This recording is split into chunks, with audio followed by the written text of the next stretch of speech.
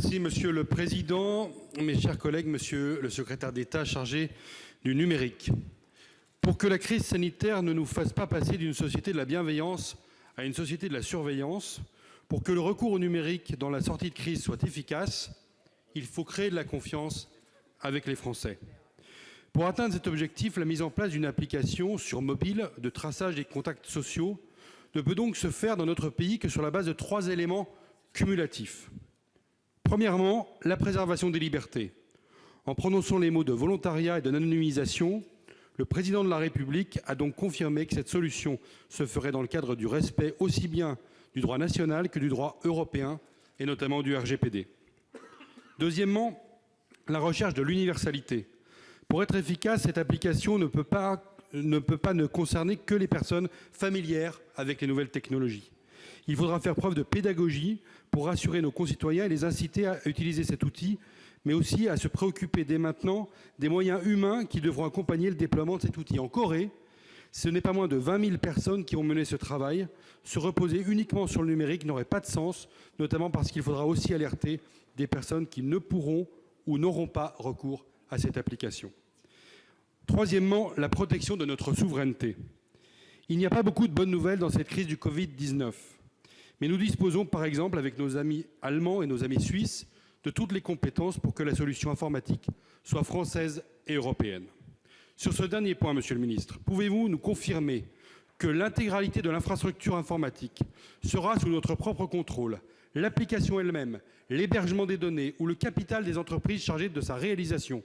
En d'autres termes, sommes-nous capables ou avons-nous la volonté de résister aux assauts des géants du numérique pour offrir aux citoyens français une réponse nationale dans laquelle ils pourront vraiment avoir confiance? Pour vous répondre, la parole est au secrétaire d'État chargé du numérique. Merci Monsieur le Président, Mesdames et Messieurs les sénateurs, Monsieur le sénateur Loïc Hervé. Je vous remercie pour votre question qui me permet de rappeler que, comme le Président s'y est engagé et comme cela a été précisé ce matin, nous aurons l'occasion, le gouvernement aura l'occasion de débattre avant le déploiement de l'application que vous évoquez avec les deux chambres du Parlement les 28 et 29 avril prochains. Et je me tiens évidemment à la disposition de l'ensemble des groupes parlementaires d'ici là pour répondre à toutes les questions.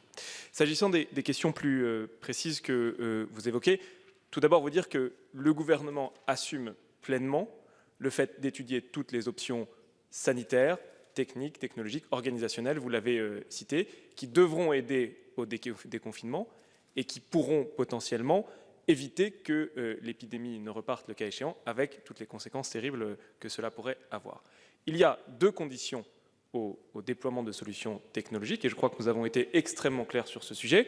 La première condition, c'est de faire en sorte que les solutions éventuellement déployées le cas échéant respectent l'ensemble de nos lois, règlements, mais également de nos valeurs en termes de liberté publique et de protection de la vie privée. Je pense que c'est indispensable pour être en accord avec nous-mêmes quelque part, mais également pour faciliter l'acceptation d'une telle solution si jamais elle était utile dans le cadre du combat contre l'épidémie.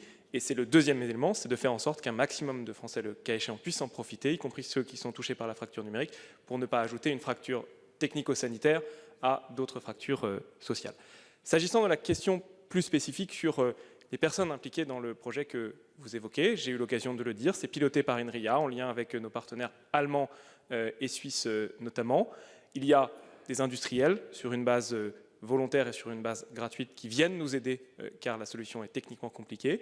Il y a eu des déclarations des deux grands géants du numérique américain que vous évoquez. Quelque part, je me réjouis qu'ils s'intéressent au sujet et qu'ils veuillent aider les gouvernements. Mais il y a une chose qui est absolument essentielle, me semble-t-il, s'agissant d'une application qui est d'intérêt général, d'intérêt sanitaire et quasiment souveraine, c'est que les conditions dans lesquelles celle-ci doit être développée ne peuvent relever que de la seule décision des États souverains. Merci beaucoup.